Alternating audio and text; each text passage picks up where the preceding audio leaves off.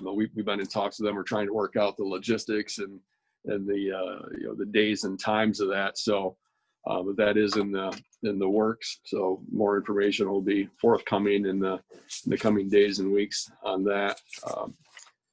Frank, you want to touch base on that, expand a little bit? Yeah, I'm actually meeting this morning with a couple of the gentlemen from the county, from Fire Dispatch and DOH are going to come down and kind of look over some prospects of ideas that we have and what they've done in the past, so they can kind of guide us as far as what some of the other areas have done. One thing they did tell us is that the testing has changed. It's a rapid test now. The ones we had done in the past, they brought a trailer down and set it up. You go out, go to the individual, do the test, bring the test back in. It's a lab sampling machine. It's a 3-step process. You have to analyze it, then code the number, then put it in. It takes some time, but it does work. The new ones are more of self-capsule-like. You mix it, and you do the test, you put it in this vial and close the vial, and then it gives you a positive, negative test, and you can have the results back within 15 minutes. And it's a little less sensitive to exposure and stuff like the other tests are. You have to be a little more careful with the other ones. So that's what most of the areas have been using these tests now. That it's a fairly new one that's out, and it's a pretty good test. So they're going to bring that over and show us what we have to do the setup, and then, like you say, we're going to check the logistics of the areas and that. But the biggest thing it'll probably be is like a drive up. So we want to make sure that we've got flow, and then it's not a place where we're more out in the open air. Yeah, mm-hmm. and give people some room to do it. So I know the drive up or drive through style has been pretty popular and successful, and in other communities, some have used parking lots and had spaces, every other parking space they'd use a certain amount of, and do it that way. Others have been literally a drive through. So we'll see what they have to say when they come over today, and hopefully within the next couple of weeks we'll get something fired off. Mm-hmm. Do you know the accuracy of it, Frank? It's pretty good. I guess this test is more foolproof than the other ones. The initial, what they called the 15-minute test, was okay, but you could have some negatives that weren't really negatives, I guess. And then they went to this other lab one, like I said, which was pretty much foolproof. And from that, I guess the science that they've had now with these other ones, because they are a rapid test, they can get out to people. And some of the other ones, if they're exposed to cold, water, contaminants, anything can alter the test, and they're really sensitive. Or these, you don't have to worry about it so much, and it won't change your results. So they're pretty accurate. Is it for people that are just symptomatic, or anybody? Anybody can have the test done, and I think that's what they're trying to do, is get it out to people that are kind of on the line. Are we? Should I get tested or not? That they can get through. The other thing is they can use like the hospital and the urgent cares and those things, but they cost money, and if people don't have insurance for the test or something, or these, if the county offers them, they can just get it done for nothing. So, is there a cost for the test? No, not when they've done them. I don't know if the county has a cost or not. Not to us.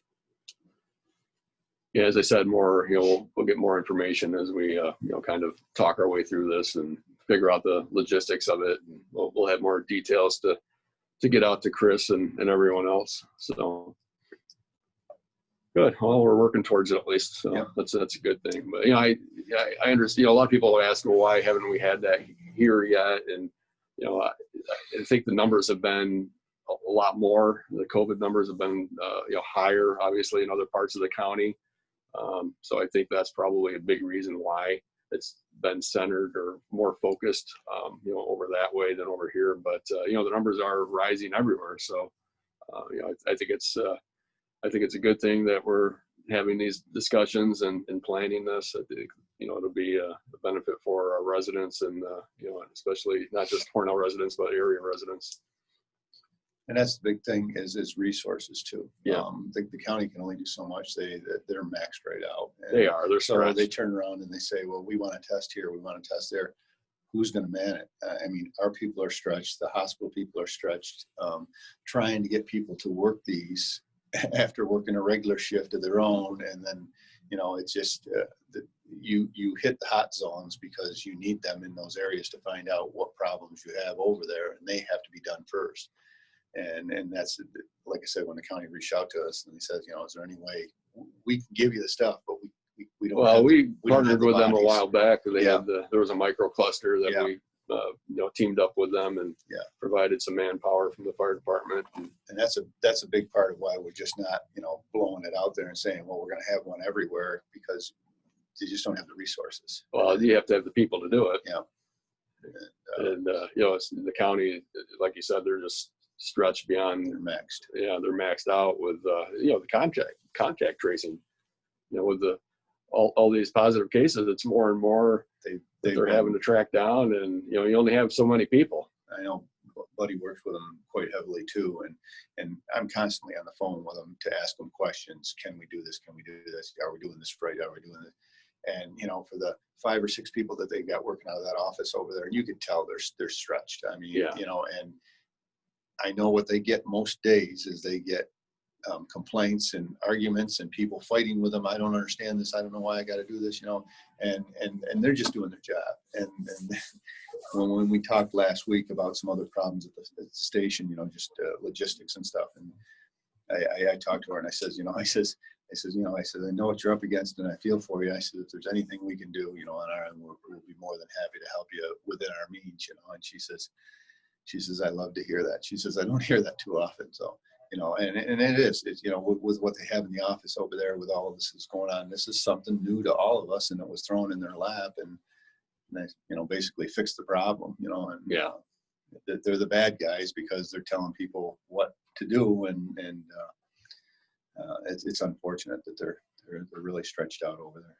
They are, but I think they're doing the best possible job that they can in a unbelievably, you know, difficult situation. So We got the same response when, I know you guys know that we've been doing the sort of the gym evaluations. There's not a whole lot of them, you know, maybe 5, 6, 7 of them, but they were just thrilled that what happens, the gym owner has to do a summary, send it back to the county, to the Department of Health, and then they would refer it to me, and I would go out and basically do an interview with them and look and see what was done over there. But I think the bottom line was they just felt good that there was somebody in each area that could take that responsibility off from them and go out and do it for them. So I'd go out and do the evaluation, go through every other criteria that's been set up, and then send it back to them after I wrote it up. And then they would they would look at my stuff and then send a certificate, if it passed, back to the gym owner, which took a lot of the responsibility off from them. So I think, like Frank said, they're just sort of reaching out to see what kind of help they can get from, you know, the municipalities and the people around. So at least it's been a positive experience, and, you know, and it took some of the pressure off of them. yeah, absolutely. So good. Well, you know, I just remind, you know, residents to, you know, not let their guard down. You know, obviously the vaccinations and, you know, the vaccine being out there, and I think it's expected to be approved. The Pfizer edition, at least the Pfizer version, is supposed to be is expected to be approved by the FDA very shortly.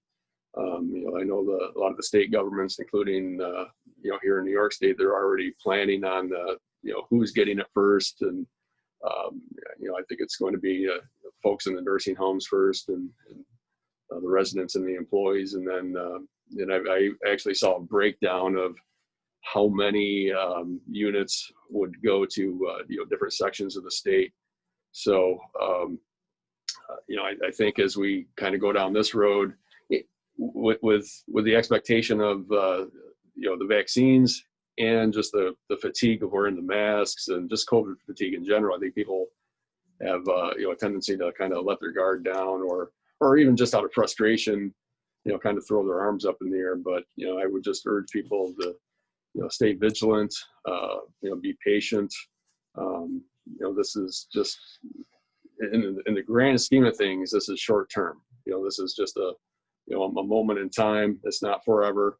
we'll all get through this, but let's practice all those, all the things that we've been doing, wear the mask, practice good hand washing, make sure you're wiping things down, surfaces that are constantly touched, the doorknobs, the steering wheels, all those things that, you touch throughout the day and not, really thinking twice about it. We have to stay vigilant because the numbers have been rising, and, it's still going to be a little while before those vaccines really make its way to the general public. So, we're not out of the woods by any stretch of the imagination. I follow along with the county numbers every day, and, they've been going in the wrong direction. We had a really nice summer, and it was low. Things seem to be, getting back to normal, but then, cold and flu season hit, and we're right in the midst of it now. And, it's not easy, but we just have to keep,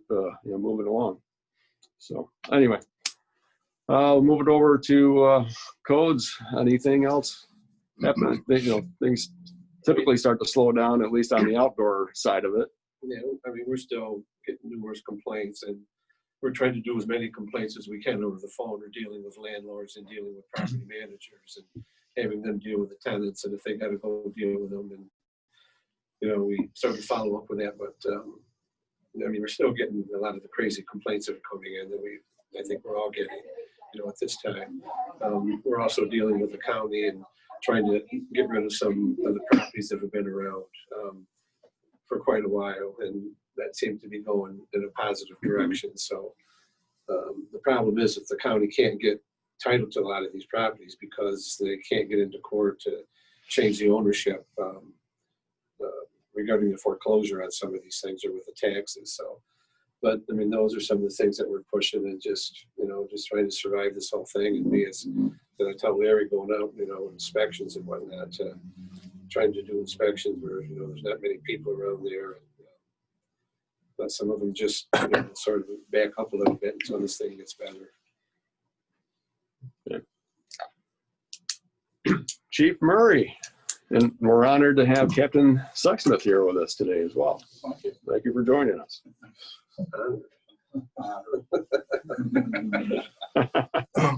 Well, we've been trying to deal through the COVID situation too, and fortunately, it hasn't hit our department.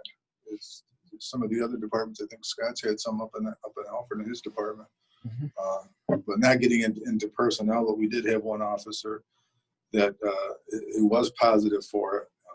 Fortunately, he was kind of off when he got it. It was through his wife that he got it, so he was off for a couple of weeks, making sure that he got 2 negative tests before he came back. So he's back to work now. And we had another officer who I believe it was just a cold situation, a bad cold. He tested negative for it, but he's still off at this point because I wanted to have a second test just to make sure that we didn't get a false positive on the first one. So yeah, that's the thing about during COVID, just a regular cold, or there's all these other things that you would normally get, but any symptom, obviously the flag goes up, and just out of an abundance of caution, you have to sit the person down for a while until they get tested. But so it's better to sit down 1 or 2 officers than the whole department. Exactly. That's certainly what we've been trying to do. The other thing, Sergeant Matt Linehan retired. Of course, we couldn't have much of a ceremony for him because of the COVID situation, but we did have some cake and coffee, and the mayor was kind enough to come over and say some kind words. So he is